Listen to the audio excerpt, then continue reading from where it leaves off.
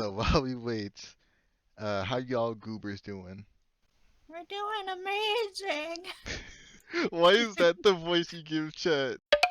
Welcome to Internet. In the space that never dies, we will be your travel guides. It's time for Internet. We are your hosts. I am Walai Guy, the Shy Guy. She is Mooney Shoda. I spell her name wrong all the time.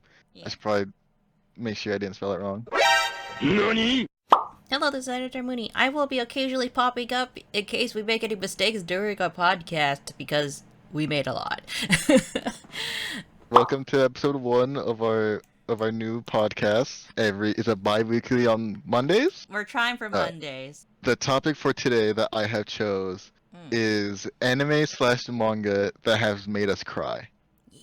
And it could be a whole story on how we shed a single tear. It could be like a full cry.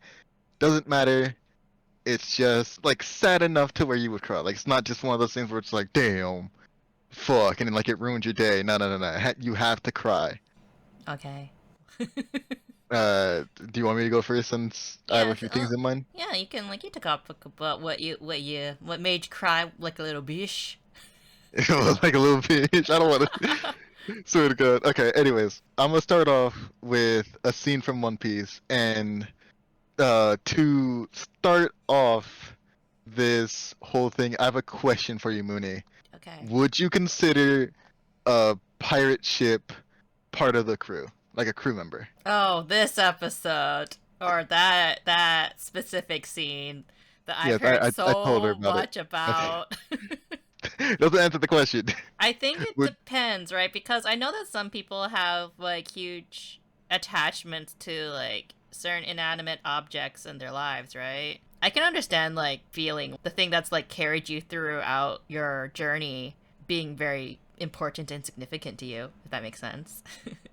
okay, that's fair. I'm gonna set the scene for you, basically. Spoilers for anybody who did not watch One Spoilers Piece for on what anyone. episode is this? The thing happened at like 330. This isn't the chapter 300s or episode 300s.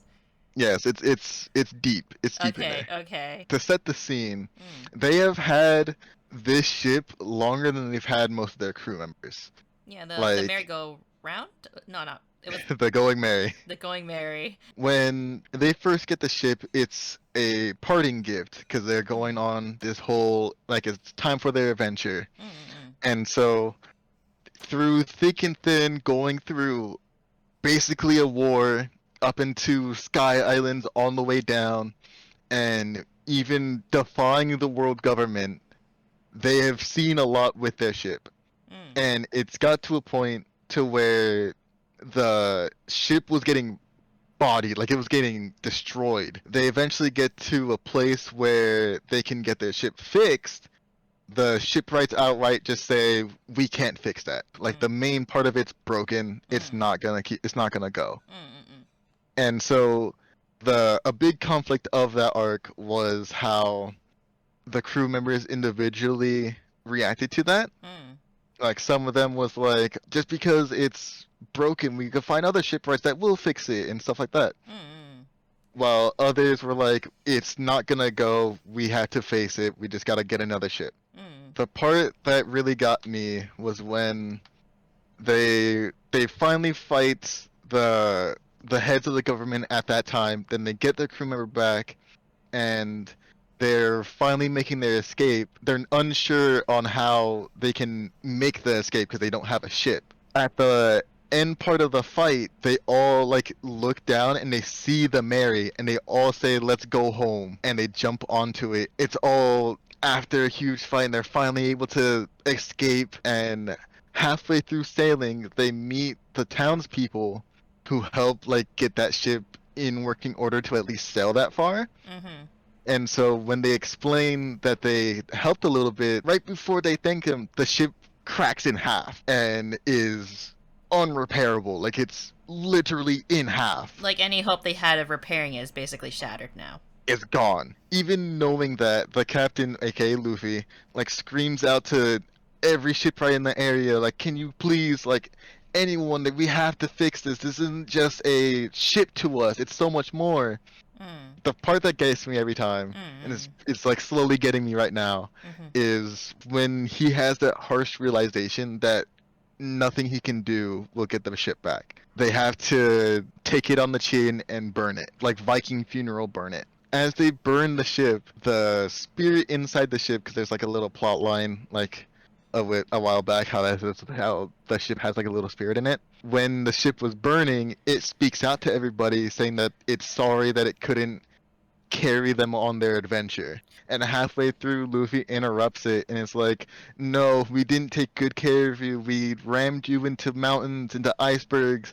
We tried to fix you, but we couldn't." Right before it like fully burns away, it it just says thank you, and that it loved being a part of the crew. It fucked me up. Just saying goodbye to like a family member is essentially what it comes down to. It, I feel. But I mean, it's also the thing of like, for as much time as the crew spent with the ship, you have as well. Like at that point, it feels like the ship is another part of the crew. How often do they think about the first ship? Then their newest ship, they have like a mini ship that's a nod to the old ship. Okay. What anime or manga's made you cry?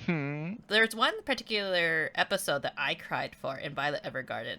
The episode I'm referring to is that, like, I think it's supposed to be kind of like a bonus episode. This sickly mother asks Violet to write her letters for her. And you don't know who she's writing these letters to. You notice that she has, like, a young daughter, and she's like, to her mom, she's like, "Hey, mom, like, can we do all these things instead of, like, shutting me out?" Her mom's like, "No, I have to, like, do this really important thing. We'll play a bit later." The little girl obviously is very jealous at Violet and how she's spending so much time with her mom, and she's like, "Why am I so ignored?" and blah blah blah.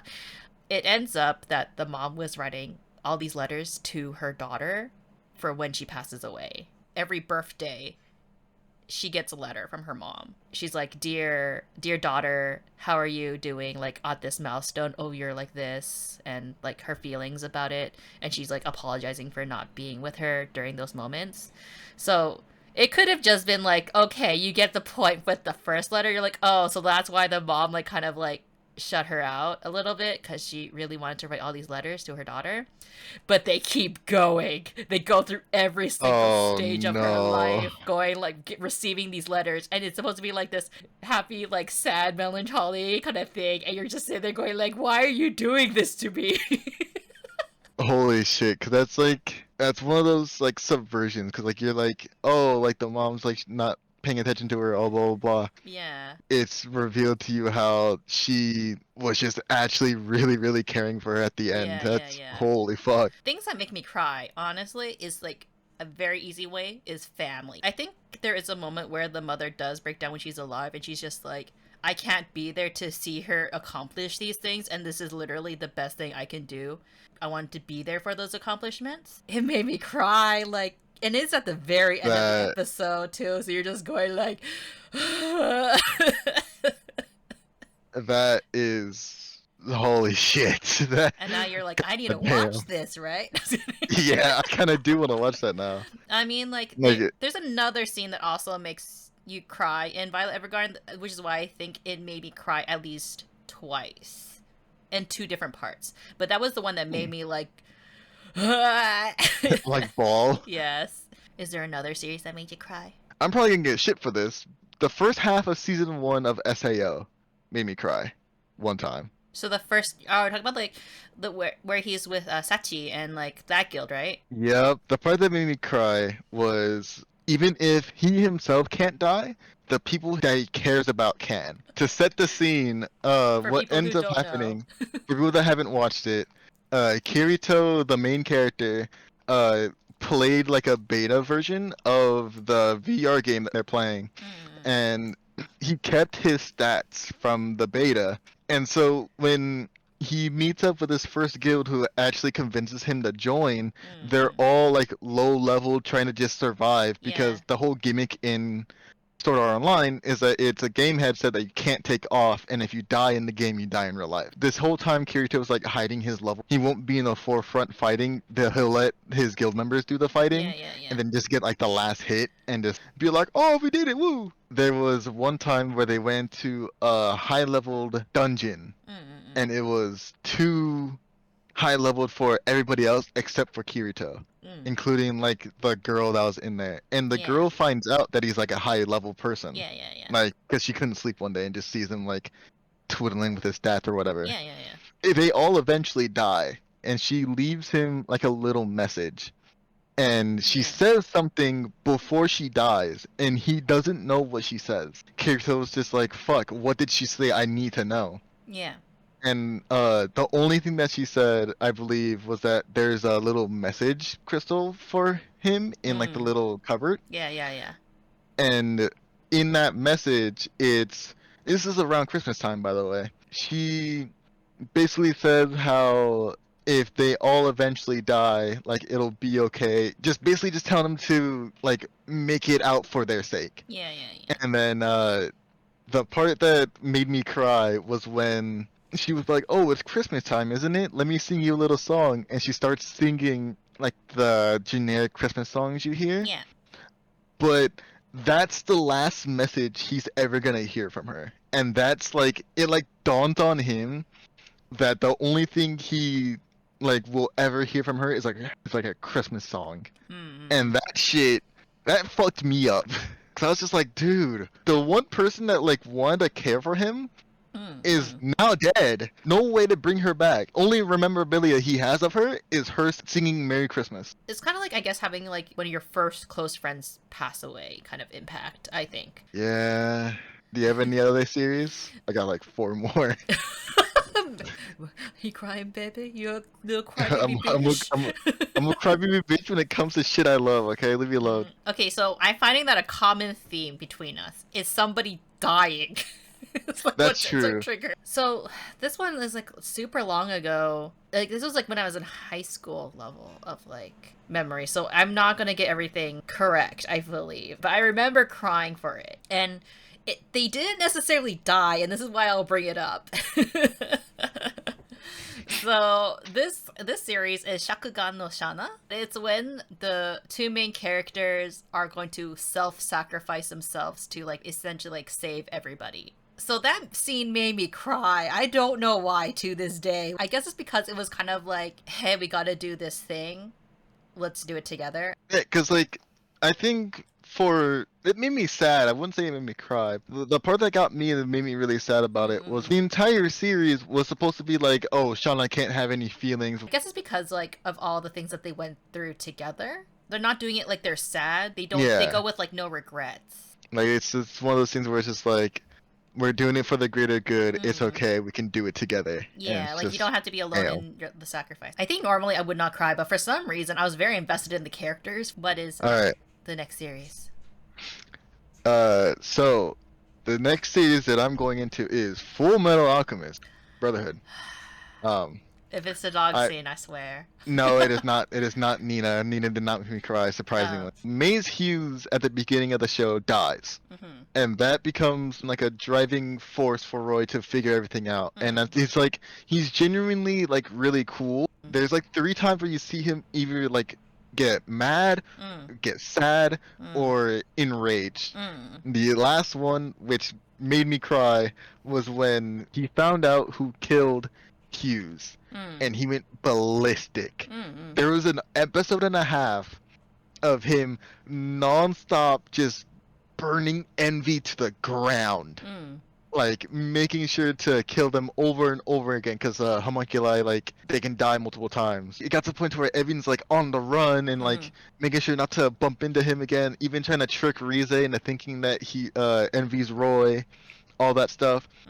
And when Roy gets them down to like their actual true form, which is like a little lizard, and he's about to kill them, Hawkeye holds a gun up to him and is like, "Give me Envy, I'll kill them. I have no intention of letting them live. You can't be the one to kill them." And this entire time, when he's like chasing Envy, he has like a dark shadow over his face. Like you can see the enragedness on his face. Roy's like, I need my revenge. I need to do it. But Edward like yells at him like, "Do you want to be the next Fuhrer with that murderous intent on your face? You're no better than Bradley," which is the Fuhrer at the time. Yeah. And even Scar was there, and the only words he says was like, "I'm not going against your choice, but you'll be no better than what I did, and you call me a criminal." And then Rise's like, "Let us handle it. You can't. You'll just be driven down a like road of murder." Roy eventually gets to the point to where he was like, "And what do you do if I ignore you?" Rise's like, "Well, obviously I'll shoot you." Roy asks, and then after that, like, what will she do without Roy? Mm-hmm. And she says, "Well, I have no intention of living without you, so I'll turn the gun on myself."